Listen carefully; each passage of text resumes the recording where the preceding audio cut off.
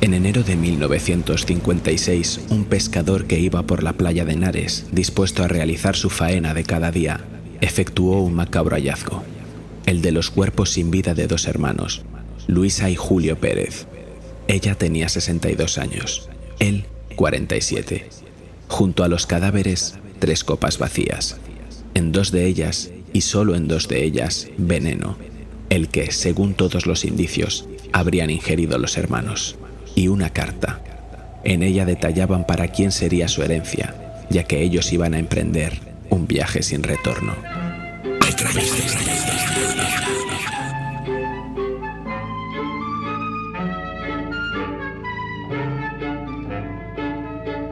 ¿Quién los mató? ¿Fue un pacto de suicidio?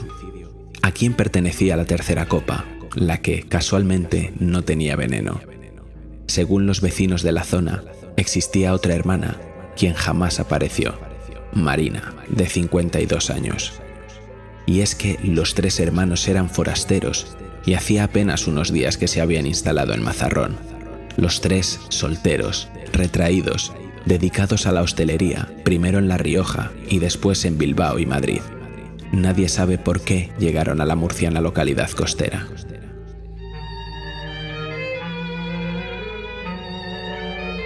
Y para comentar este caso ya está con nosotros, con todos nosotros una semana más en A Través de la Niebla, Pedro Riutort. Buenas tardes, días, noches, pues muy bien, aquí en el sofá, con las piernas estiradas, a punto de hablar de estos 2 misteriosos casos. 2 casos sin resolver, podríamos decir, ¿no? Este primero, la verdad que lo he traído porque coincide un poco con el final de ese otro podcast, de ese extraño viaje. Y este caso pues fue el que inspiró la película El extraño viaje, de cuyo nombre pues viene el nombre del podcast, viene también un disco de Fangoria y que tanto nos maravilla esa película, ¿no?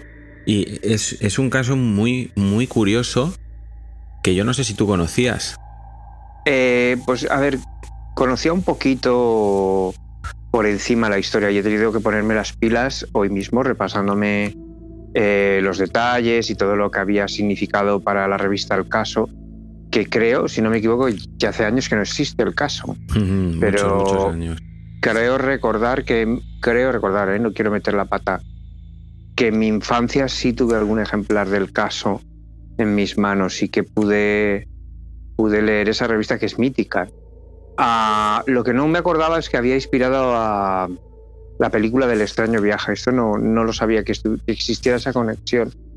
Y bueno, como tú bien indicas, 2 casos muy misteriosos sin resolver, ¿no? Muy misteriosos y muy, muy escénicos, muy teatrales, por decirlo de alguna manera, ¿no? Porque sí, aquí la verdad es que el panorama de un señor que va a faenar, que va a pescar y se encuentra esos 2 cuerpos en la playa y aquellas copas de vidrio con el veneno, ya me parece una escena pues totalmente sacada de la película directamente. Sí, totalmente. Y aparte eran 3 copas, una de ellas no tenía veneno y 2 sí, que es lo que más misterio, por lo menos, o intriga a mí me provoca, ¿no? Porque ¿quién sería el tercer invitado? Porque era como... Es como muy significativo, ¿no? Que haya 3 copas y 2 cadáveres, y 2 copas envenenadas y una sin, ¿no? Entonces no deja de aumentar todavía más el misterio del caso, porque además, por lo visto, estos hermanos, que según he podido leer, eran bastante personas poco comunicativas, que no tenían una gran relación con los demás, por lo que yo he podido leer, y que eran propietarios de un hotel, si no me equivoco, o sea que era una gente que por lo visto manejaba dinero, porque en aquellos años, no hay que olvidar que estamos hablando de los 53, 54, cuando sucedió este caso. 1956.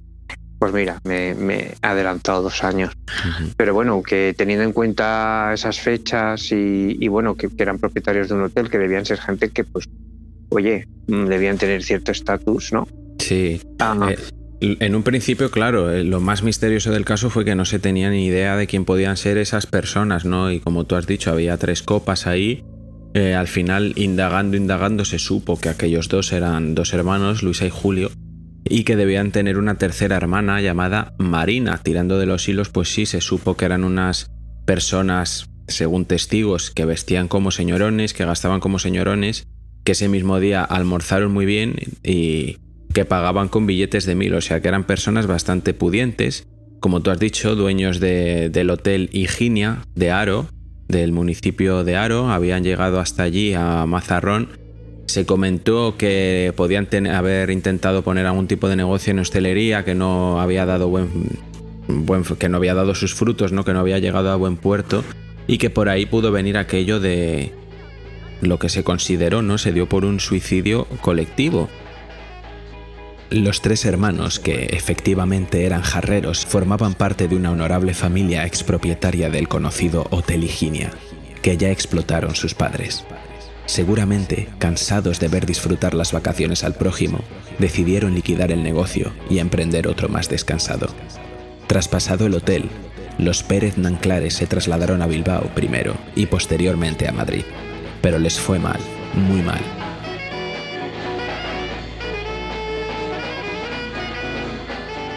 Pero no se sabe muy bien porque efectivamente, si fue un suicidio colectivo, ¿qué fue de esa tercera hermana? ¿Dónde fue a parar esa tercera hermana? Es extraño, es muy extraño. Y esa tercera hermana y tercera copa, ¿no? Porque evidentemente, y sin veneno.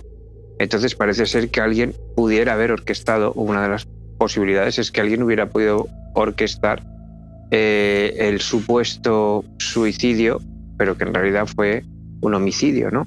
Claro, porque además ellos habían dejado escrita una carta en la que explicaban a quién legaban la herencia y anunciaban ese extraño viaje que iban a realizar y del que nunca volverían, ¿no? De ahí pues esto totalmente inspiró a Luis García Berlanga a la hora de escribir la historia para esa película, que en un principio además no se iba a llamar El extraño viaje, se iba a llamar El crimen de Mazarrón, pero en ese momento se pensó por parte del grupo que gobernaba en Mazarrón que aquello iba a ser terrible para el turismo, y Fernán Gómez se le ocurrió el título del extraño viaje. Entonces yo creo que muy acertado el haberle cambiado el título, porque me parece súper sugerente el título del extraño viaje además. Sí, totalmente de acuerdo. Hombre, evidentemente no hubiera sido una buena publicidad, pero bueno, tampoco creo que hubiera provocado la desaparición del turismo en Mazarrón. También a lo mejor no les interesaba que se supiera, o a lo mejor lo que digo yo siempre, un caso sin resolver es un estorbo. Claro que yo creo que en aquella época, pues si un caso no se resolvía y ya está. Quiero decir, tampoco creo que debe haber, la historia debe estar llena de casos sin resolver. Y en aquella época, pues como había, creo, en mi opinión, quizá voy errado, que había un secretismo sobre la Guardia Civil, la policía, mucho más hermético que el que pueda haber ahora. Pues bueno, a lo mejor si no tenían ningún hilo del que tirar y bueno, porque por lo que tengo entendido la hermana nunca se encontró. No, nunca la encontraron. Y además tú has comentado al principio el tema del caso, y además es que fue el periódico, el diario que más vendió este suceso, y claro, alimentó mucho la mística en torno al mismo, porque narraba la belleza de la mujer que había muerto. Además contaba cómo había aparecido casi desnuda, cubierta, envuelta en pieles. Sí, dándole como ese tinte sexual, ¿no? Un tinte muy, muy morboso. Entonces, pues claro, el boca a oreja en aquel momento, que como tú bien has dicho, momentos del franquismo en los que este periódico tenía tanta tirada, porque en ese estado franquista pues no se permitía este tipo de sucesos, no se publicitaban demasiado, ¿no? Porque ponían en peligro un poco esa imagen de la felicidad que querían transmitir el régimen, ¿no? Entonces por eso también creo que El Caso era un periódico que efectivamente tenía mucha tirada. La verdad es que de aquí hemos sacado muchos casos propiamente dichos del Caso, ¿no? Porque la semana pasada la Dulce Neus también se paseó por las páginas del Caso en un par de ocasiones. Sí, bueno, es que El Caso, a ver, es lo que te digo, yo lo recuerdo como un fenómeno literario o periodístico, ¿no? Yo, claro, los que hemos nacido en los 70, creo que estamos más cerca del Caso que de otro tipo de publicaciones. Pero quiero decir, en concreto el crimen este de Mazarrón a mí lo que me parece es, como tú indicabas al principio, un crimen muy orquestado, ¿no? Como muy, incluso, no sé cómo decirlo, que no me extraña que se sintiera atraído Fernando Fernán Gómez por la historia, por este caso, porque en realidad era un caso con, pues como tú indicabas, muy bien orquestado, que nunca se resolvió. Es un caso que, por lo tanto, deja muchas preguntas sin ninguna respuesta. Lo que he hecho, Paquita, lo que he hecho. No lo pienses, fue sin querer, sin mala intención. Vendrá la Guardia Civil, me meterán preso, me condenarán a muerte. ¡Qué vergüenza! No se va a enterar nadie. Yo no quería, Paquita, yo no quería. Claro que no. ¡Qué vergüenza! Ay, qué lástima. Y a mí, yo cuando iba refrescando toda la documentación que has pasado, pues me parecía hasta poético, ¿no? Lo de las 3 copas, la carta, la mujer semidesnuda, envuelta como en pieles auténticas, parecía que eran pieles... el hermano allí, no sé, el hotel ese que dejaban por ahí olvidado, ese viaje, ¿no?, hacia la playa de Mazarrón, que yo, por cierto, hace poco estuve en la costa murciana, hace unos meses y tal, y pues bueno, visité, pues por ejemplo, Cartagena, que fue uno de los sitios por donde ellos pasaron, y un sitio muy bonito y tal. Entonces, bueno, la conclusión es que pueden ser muchas cosas aquí, ¿no? Puede ser que existiera realmente esa hermana. Yo he pensado, bueno, ¿y por qué no orquestó todo esto la hermana y desapareció a las Américas, no sé, en algún tipo de embarcación, de forma pirata, si es que realmente tenía dinero? Porque si es extraño el hallazgo de los 2 cuerpos en esas circunstancias, también es extraño la desaparición. La desaparición de la hermana, sí. Es francamente raro, ¿no? Y además es un caso que está lleno de anécdotas, por decirlo de alguna manera. Vamos a brindar por el éxito. Sí. Traiga. Voy por mi copa. ¡Ole, ole! ¡Viva la libertad! ¡A París! Por París. ¡Por Fernando! ¡Fernando! ¡Fernando! ¡Brinda! Vamos. Todo de un trago que trae buena suerte. ¡Por el éxito! Por el éxito. Por el éxito. No me extraña que se sintieran ambos personajes atraídos por esta historia, porque es un caso, pues, y que además cinematográficamente te da posibilidad de dar tu versión de lo que pudo pasar, ¿no? O por lo menos... No sé. Anda que no podía dar pie a muchísimas interpretaciones artísticas a la hora de hacer un guión, simplemente la escenificación de este crimen, ¿no? Lo que hemos dicho al principio, las 3 copas, el veneno, los 2 hermanos, la otra desaparecida, sí. Es que está en bandeja para crear ahí una historia pues tan maravillosa como la del extraño viaje. Y además comentábamos antes lo del caso, y lo que es muy curioso es que en el maletín abandonado por una de las víctimas se encontró un ejemplar de Nueva Rioja, fechado el 30 de julio de 1953, sí, en el que se informaba de un suceso ocurrido en Valencia, donde un hombre, un vendedor ambulante, había muerto envenenado con sales de acedera, en ese caso por error. Sí. Y precisamente las sales de acedera fue las que usaron ellos, se encontraron en esas copas, fueron las causantes de la muerte de estos 2 hermanos, ¿no? Entonces también curioso cuanto menos que estuviese ahí ese periódico. Sí, si realmente ellos orquestaron todo esto si estamos hablando de un suicidio, pues posiblemente llevarán esto como decir, bueno, no sé, como la fuente de inspiración, ¿no? Para entendernos. Si realmente fue un asesinato y alguien quiso hacer creer a la policía o a la Guardia Civil que se habían basado en este otro caso del caso, pues también sería una manera de crear falsas pistas, de alguna manera, ¿no? Que podría ser también que la hermana hubiera puesto ese ejemplar del caso que estabas citando dentro de la maleta para un poco despistar un poco, ¿no?, a todo el mundo. Claro, aquí habría que saber a quién le quedó la herencia, ¿no? Claro. Porque evidentemente si fue a la hermana, además creo que... Parece que es un caso, es verdad, porque de ahí como luego no pudieron tirar, porque si de verdad hubo una herencia, como no pudieron tirar si le cayó a ella, que no sabemos, para descubrir quién era. Es que es un caso que a pesar de lo espectacular, está muy poco documentado. Es muy difícil encontrar tampoco cosas de él que no se refieran a la propia película, ¿no? O sea, es un caso como que sí, pero no sé cómo decirlo. Que si tú buscas el crimen de Mazarrón salen cosas más recientes antes que este caso. Entonces es también curioso. Claro, porque también yo supongo, no lo sé, que la libertad informativa durante aquella época pues debía ser, si no nula, escasa. Quiero decir que debía ser una información muy controlada, ¿no? Uh-huh. Por las fuerzas y por el gobierno. Quiero decir que por el régimen, ¿no? Que debían decir, bueno, esto, ¿cómo lo vas a presentar, no? Si existía la censura. Uh-huh. Y bueno, ciertas películas pues que hoy nos parecería irrisorio que fueran exclusivamente para mayores de 18 años, pues ya eran pues censuradas o pues ni te cuento un caso real de asesinato o de crimen o de homicidio o de suicidio, lo que fuera, ¿no? Entonces aquella información pues debía ser, que yo supongo que el caso pues no digo que no informara con total rigor, ¿no? Pero claro, a lo mejor no tuvo acceso a toda la información, ¿no? Se podría haber Uh-huh. barajado en aquel entonces. No lo sé porque es difícil. Eso que tú dices es un caso como muy estético, muy cinematográfico, muy inspirativo, pero que después se desvanece en un mar de dudas. Uh-huh.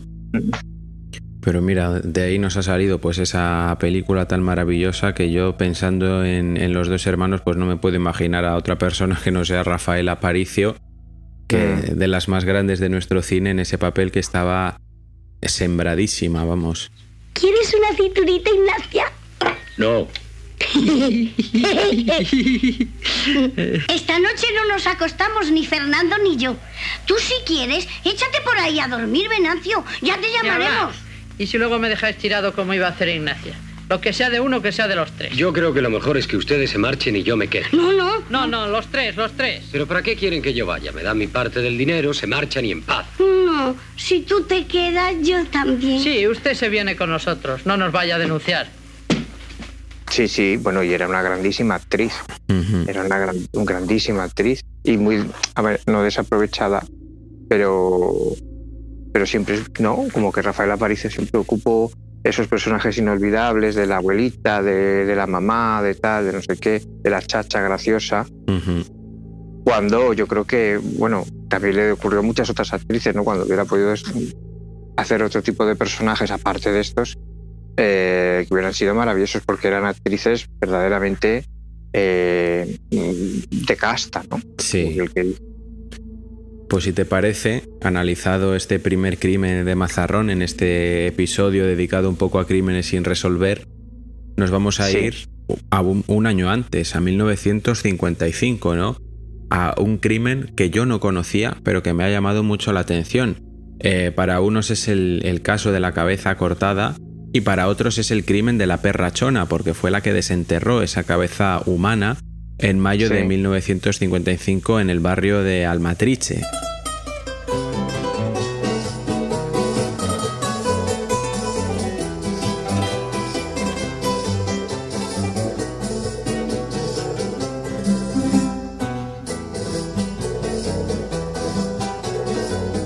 Por ser fruto de esta tierra, mi lagunerita canta. Al miró sus lindos ojos y el embrujo de su encanto. De su hablar tan cadencioso como notas musicales.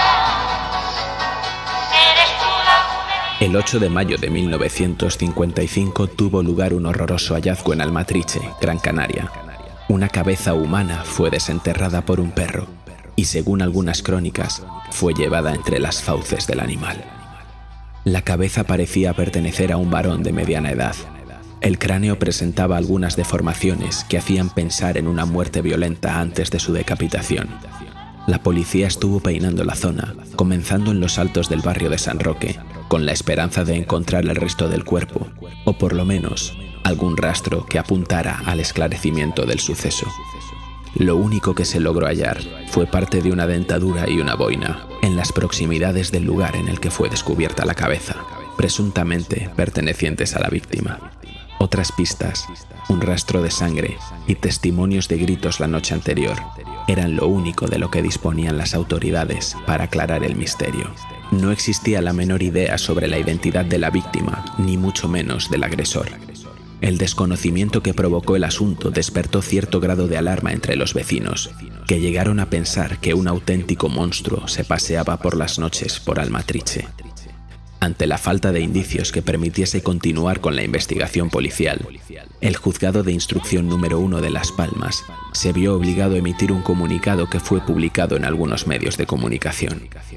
En la nota, publicada en un recuadro de la página 8 del diario Falange, casi el único medio que siguió el asunto durante aquellos días, en su edición del 11 de junio de 1955, bajo el encabezamiento "Hallazgo de una cabeza humana", se habló del descubrimiento de la cabeza de un adulto, como de 50 años de edad, que era calvo, producto de un crimen.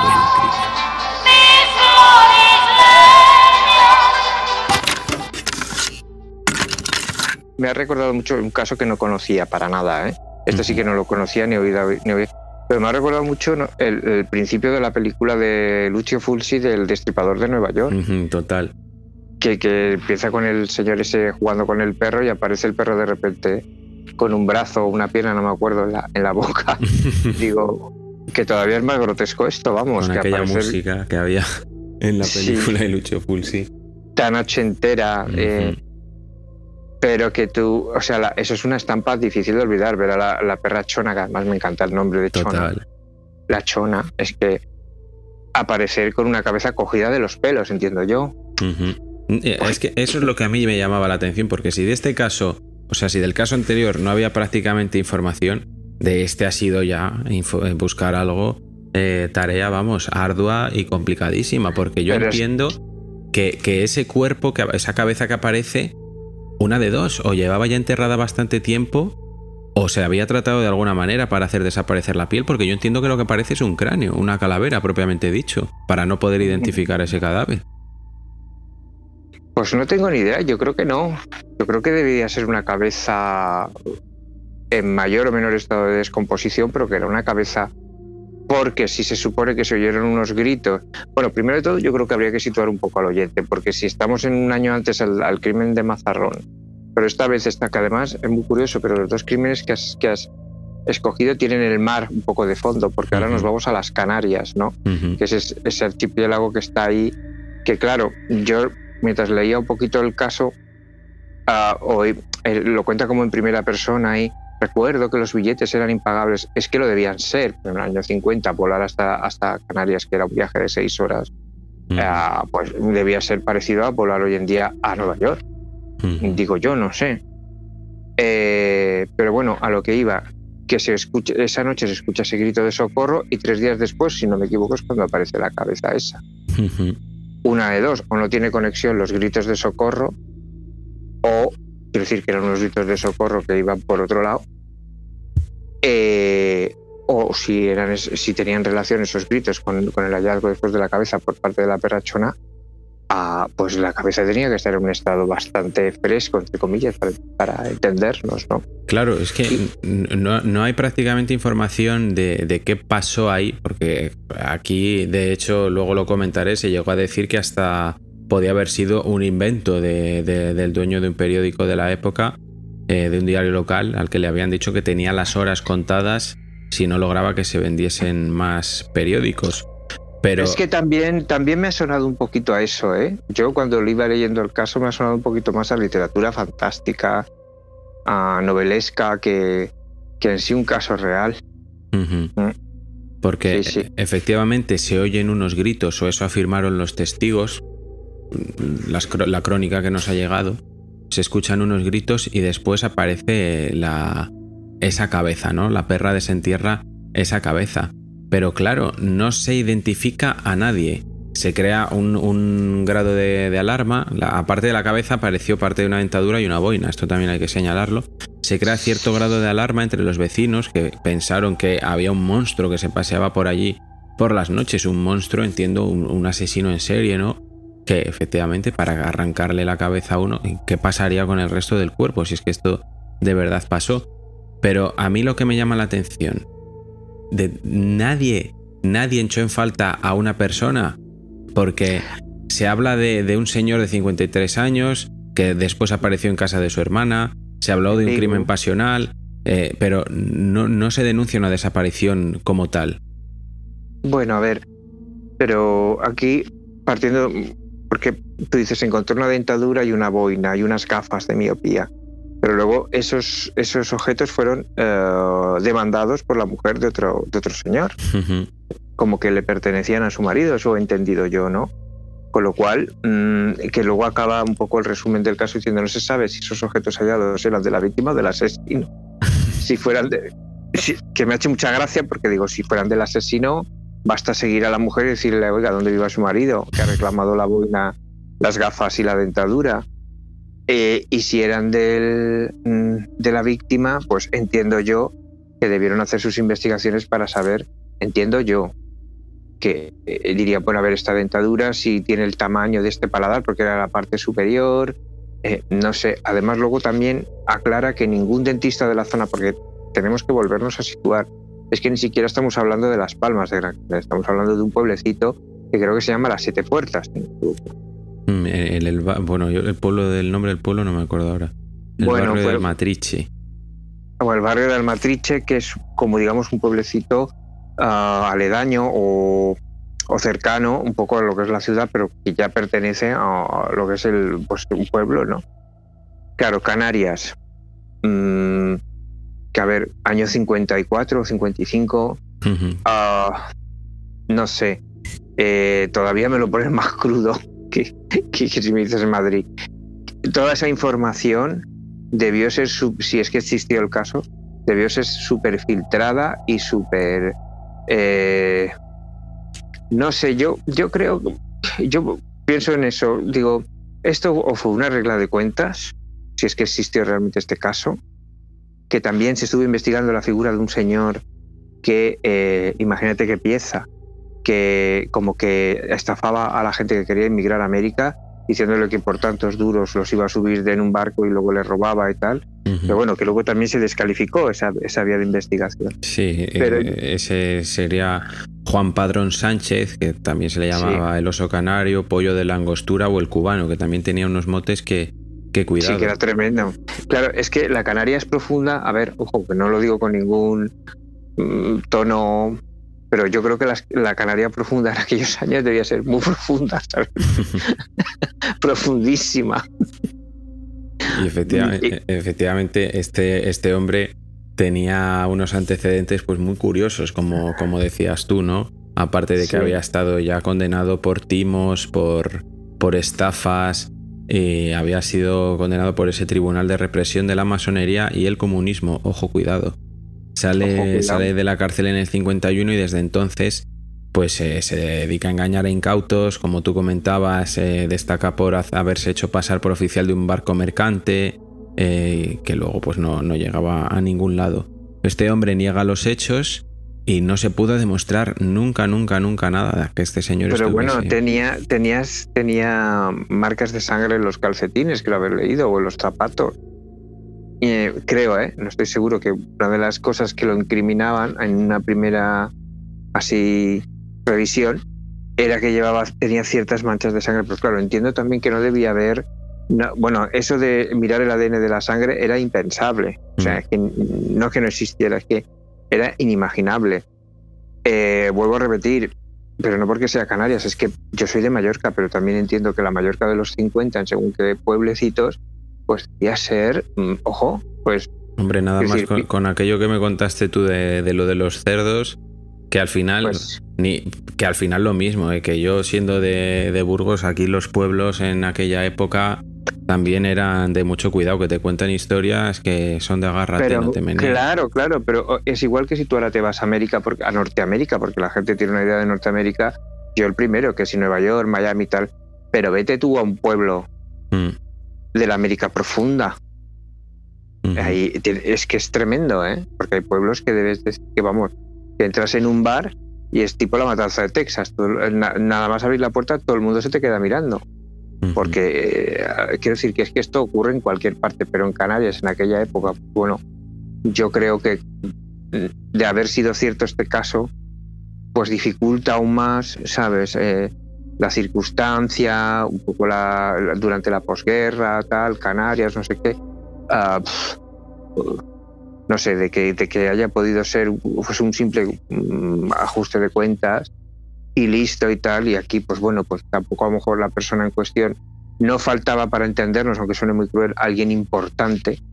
Entonces, pues bueno, mira, otra cosa mariposa, ¿sabes? Y ya está. Y luego, pues con los años, pues alrededor de esa cabeza encontrada, pues han creado muchas leyendas. Es lo que yo creo que ha podido pasar con este caso, ¿no? Claro, al final, desde esa época hasta ahora, el boca a oreja hace muchísimo. Que sea un caso en el que no hay ningún dato, en el que no hay ningún tipo de acusado, en el que no se pudo identificar nunca a quién pertenecía ese cráneo, pues al final la leyenda se alimenta sola y se van creando versiones y versiones hasta lo que nos llega a día de hoy, ¿no? Que no sabemos si efectivamente fue real este caso o no. O no, eso es lo que a mí me ha despertado, porque también luego pienso y digo, vamos a ver si a día de hoy, creo, no quiero decir una barbaridad, pero creo que son 2.000 casos al año que no se resuelven nunca en España. Y estamos con los medios que estamos ahora, que son en teoría bastante avanzados. Hay desapariciones, pero cientos de desapariciones al año que no se descubren. Cuerpos que aparecen en maletas troceados, como el cuerpo de la mujer que apareció en una playa de Barcelona. No recuerdo el caso exactamente, pero sé que jamás se supo. Pues que otra cosa no podía pasar en las Canarias de los años 50.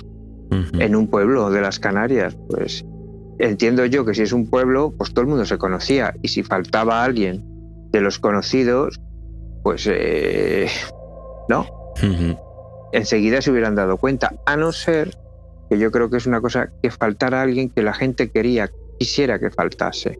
No sé si me explico. Que a ya lo mejor era nos metemos ya que parece una novela de Semper o de... No, pero hay que entender que antiguamente, pues yo creo, y ahora también, pero que antiguamente, pues si en un pueblo de alguien sobraba o no era bienvenido, pues a lo mejor, oye, entre todos lo hacían desaparecer y entre todos la mataron y ella sola se murió. Sí, exacto. Todo es es una teoría, ¿sabes? Pues ya digo que barajo varias teorías, porque al leer el caso he dicho, bueno, puede ser que esto sea una leyenda o no, o que sea un caso real. Aquí lo que está claro es que al final este señor, Juan Padrón, el pollo de la Angostura, tenía que presentarse cada 15 días en la audiencia porque estaba bajo libertad provisional, pero finalmente embarca clandestinamente y se marcha para América, no se vuelve a saber de él, y este caso pues queda envuelto en un misterio. No se sabe ni quién fue la víctima ni quién fue el criminal. Exactamente, si la boina y la dentadura pertenecían y las gafas de miopía, nunca se sabrá, y bueno, ahí quedará. Ahí quedará. Pues con esto, Pedro, a no ser que quieras comentar algo más.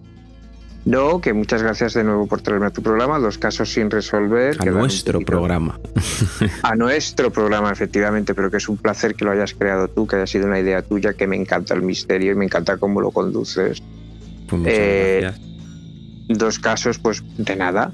2 casos, pues eso, que me ha llamado la atención sin resolver, los 2, muy misteriosos los 2, rodeados de mar también los 2, uno en una isla y el otro muy veraniegos dentro de lo muy veraniego. Me han traído a la memoria recuerdos. Hay una película que me encanta, muy poco valorada, que es Una vela para el diablo, que yo recomiendo a nuestros oyentes, el que no una película española, yo muy no interesante. Una vela para el diablo, pues es una película interesantísima y hay un crimen, no digo más. Bueno, pero la guardamos. Os la recomiendo. Y nada, que me ha recordado un poquito esa película. Y nada más, que ha sido un placer de nuevo, Javi. Pues nada, Pedro, con esto nos despedimos hasta la semana que viene, en la que tendremos pues otro caso de esa crónica negra que tanto nos atrae. Pues ahí estaremos dándolo todo. Pues nada, Pedro, un abrazo, hasta la semana que viene. Un abrazo, buenas noches, chao. Chao.